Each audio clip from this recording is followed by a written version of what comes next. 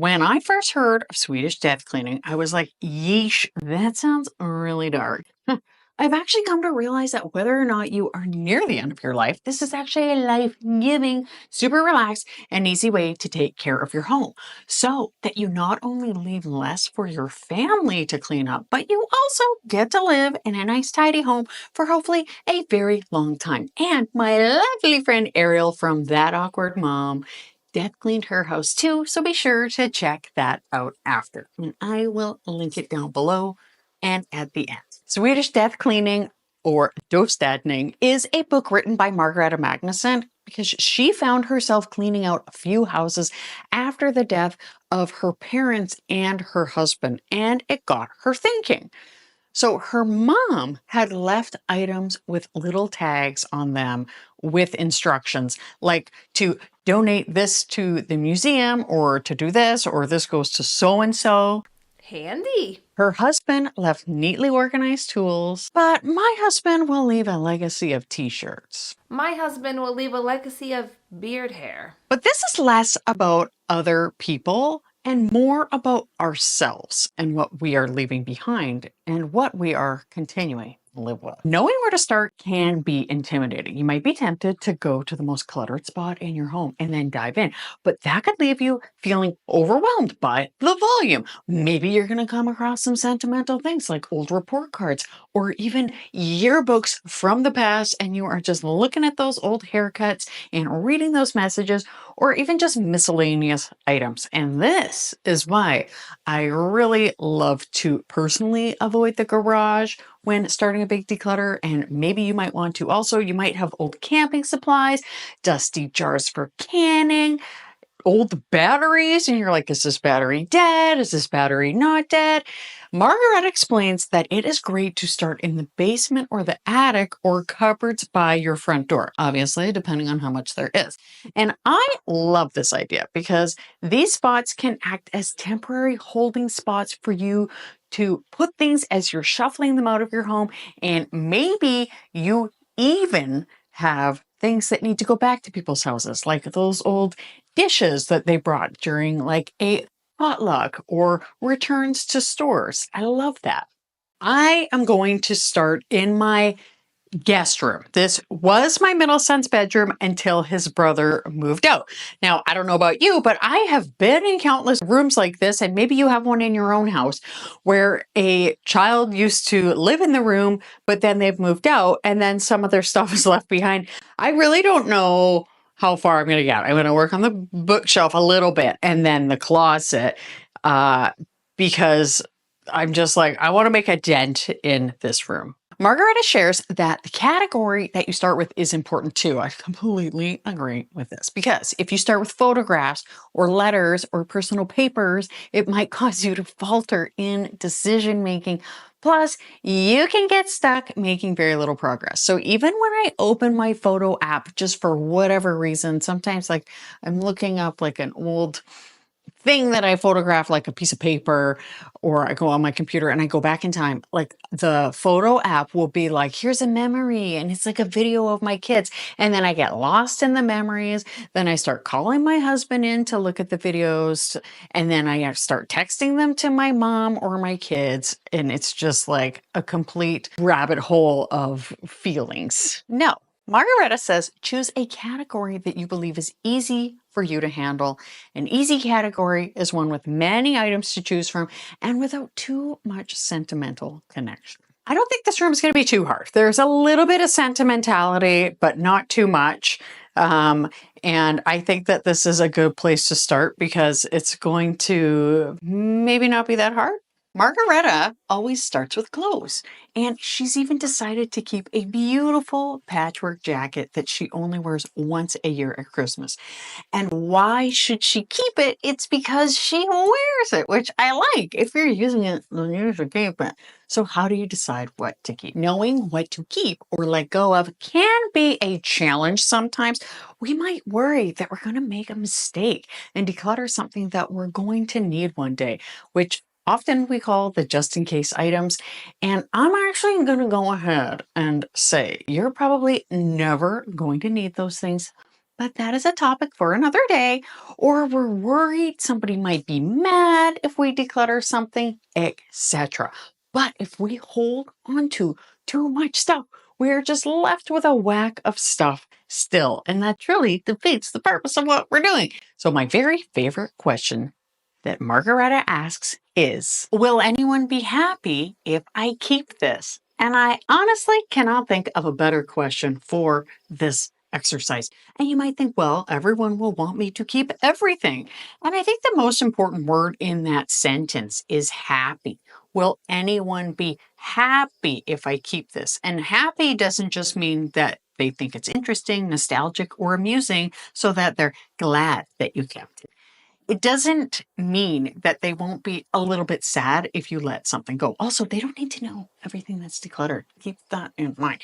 And who are they anyway? Your family? Yes. But you matter too. Are you happy to keep something? And I know it might feel safe to keep everything and know that it's all there. But there's a reason why having too much stuff stresses us out and it makes our homes feel messy, which is no good. And I always say, we're not necessarily going to be happy to declutter every little thing. Like, we're not going to be like, oh, great, I'm getting rid of this and this and this, and I'm just so happy. But we sure can be relieved and satisfied with results, and then happy with some of those things that we keep. So, like tax documents, I'm not happy I kept my tax documents. I need to. So keep things that will make people, including yourself, happy that you kept it. Let's take a time out to discuss the big cloaked elephant in the room, and that would be death. As a nurse, I've gotten a bit more comfortable talking about death. I've seen suffering, I've seen grace. Most of us think we're going to live forever and that there's always going to be time for X thing. But there won't always be time for X thing. However, as an eternal optimist, I also know that after life ends, it also goes on, which is a glorious and beautiful thing. However, sometimes it's hard to imagine a world without me in it. And then I realize, well, most of the world doesn't really have me in it because I'm here on Vancouver Island, in my town, in my house. You don't have to be excited to talk about death, but it's valuable to be aware that things with a deadline tend to have more value, and removing excess stuff now is a great way to save someone from an absolutely massive job when the big day comes. Like, I mean, if you know, it's a really big job. So if we can help our loved ones with that, that would be good. Now, Margareta says a loved one wishes to inherit nice things from you, but not all things from you. I absolutely love that. Death cleaning is as much or more for you as it is for the people who come after.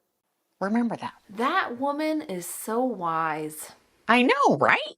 We don't need to keep all of our things forever, and this can actually be a bright time because we are all still here, hopefully for a really long time.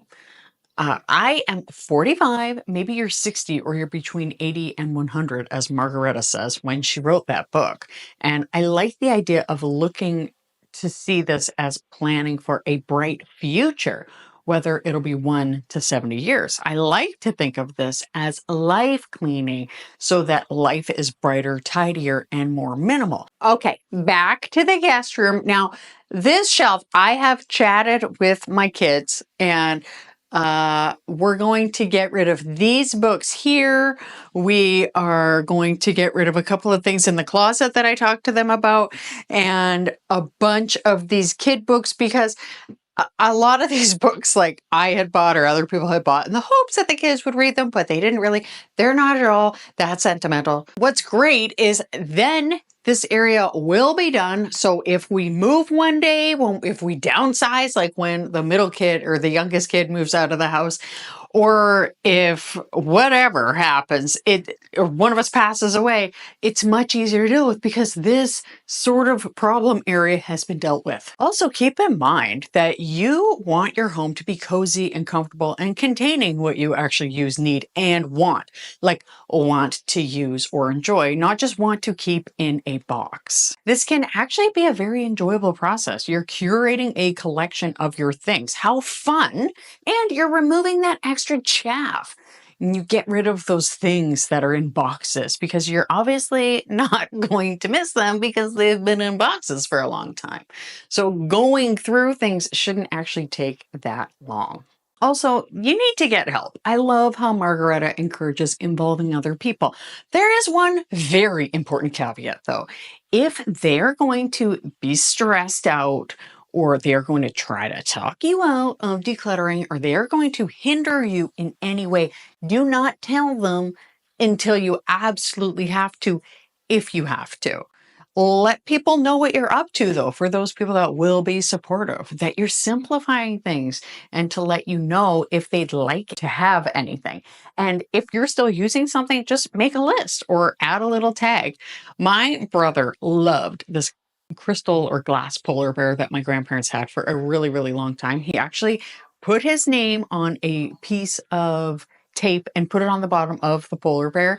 And then when they moved out of their home, he actually was able to take that bear. And I think that's really cute.